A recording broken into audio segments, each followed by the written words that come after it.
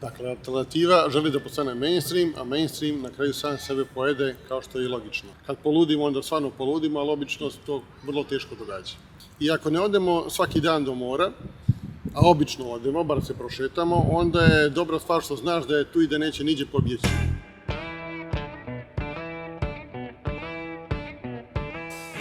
Prvo pitanje za vas bi bilo šta je u vama probudilo želju za pisanjem i kada ste shvatili da je to ono čim bi željeli da se bavite?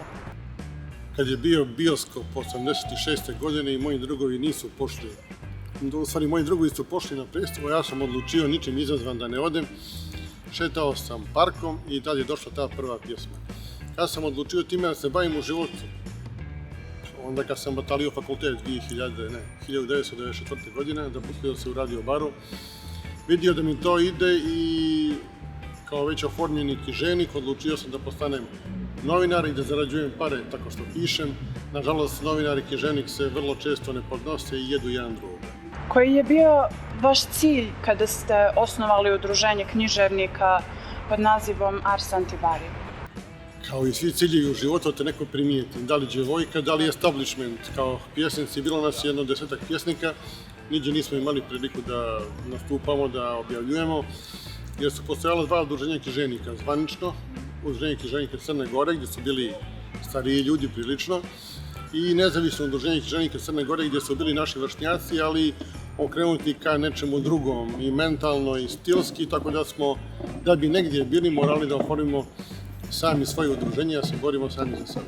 Da se nadovežemo na to pitanje, da li ste nakon čitavog tog iskustva shvatili da više preferirate da sami stvarate ili ste više za timski rad? Dakle, alternativa želi da postane mainstream, a mainstream na kraju sam sebe pojede, kao što je i logično. Kad smo postali dovoljno jaki da možemo sami sebe da držimo, da kao i momak i djevojka kad odrastu otiđu, tako se odlazi iz udruženja.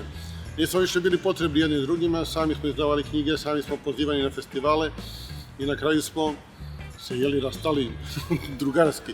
Imali smo par nekih simpatičnih nastupa koji su bili potpuno neformalni i osjećaj zabilježeni, ali na kraju svi smo pošli na različita mjesta. Neko je nastavio da se bavi pisanjem, neko je pošao u potpuno druge vode, neko je nastavio da bude pijanica i da se drogira i tako. Znači, svako je na neki način sebe izrazio, koliko je mogo i koliko je htio. S obzirom da dolazite iz Primorskog grada koji daje mnogima inspiraciju, da li vi također dobijate inspiraciju od istog? Bar je mjesto koje voli turistička organizacija da nazove čarobno mjesto između dvije vode, između jezera i mora. U suštini naša priča se kompletno svodi na more, bar na ovaj naš dio s ove strane.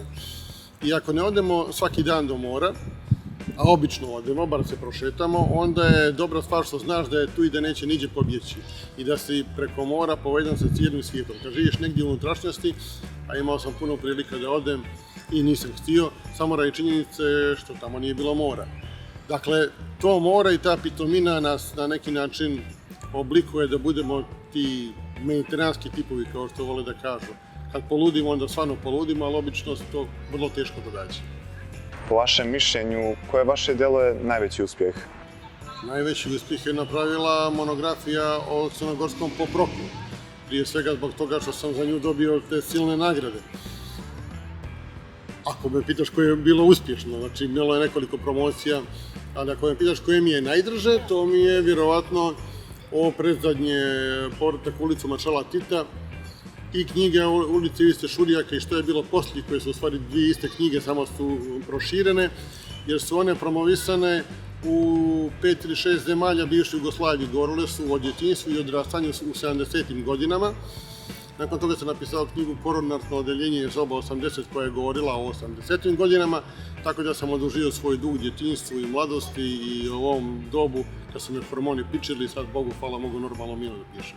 Koja bi bila vaša poruka mladima koji žele da se bave vašim poslom? Nemojte to da radite. Osim ako ne morate, jer znaćete tačno, ako morate, onda ćete to da radite, htjeli vi, ne htjeli, a ako ne morate, onda nemojte da radite. Bavite se nečeg što donosi pare.